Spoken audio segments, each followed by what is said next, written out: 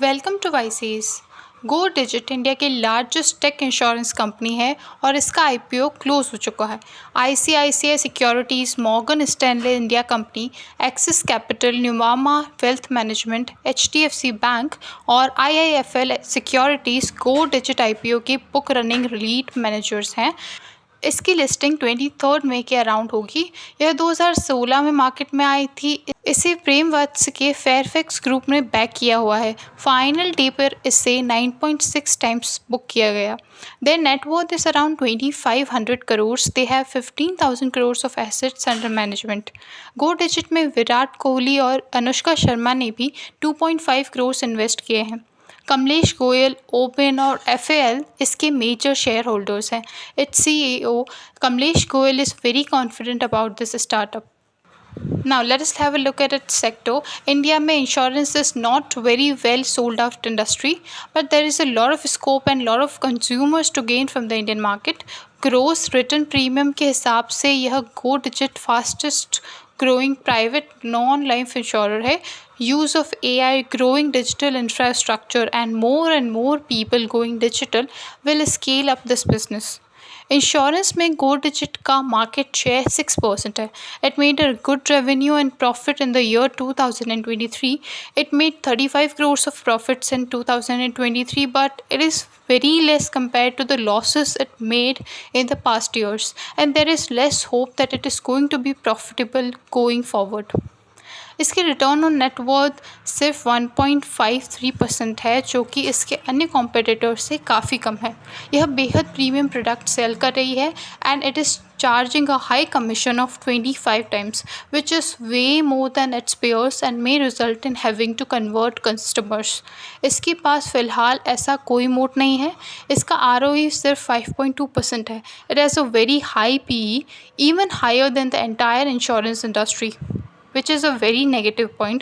It is 161 times more as compared to its industry average. Its PE is 663. FY23 में इसका total revenue 7,000 crore से ज़्यादा था और इसने 35 करोड़ का प्रॉफिट बनाया था। वहीं FY22 में इसने -295 करोड़ के लॉसेस किए हैं और 122 करोड़ के लॉसेस किए हैं FY21 में। It has well established and renowned competitors backed by their parent groups like Bajaj Allianz and Tata AIG. It has high competition from companies like ICICI Lombard, which have already gained their trust from people.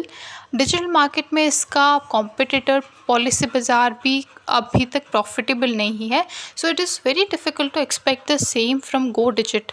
Then it has competitors like Acko and Navi as well. इसके IPO में minimum 55 lots buy किए जा सकते थे। Go Digit एक digital life insurer है और सिर्फ non life insurance products offer करती है। इसने अब तक 40 मिलियन से ज़्यादा इंश्योरेंस प्रोडक्ट सेल किए हैं। They have a portfolio of 74 different kinds of non life insurance products. यह property insurance, marine, motor, travel, health, liability जैसे non life insurance products offer करते हैं।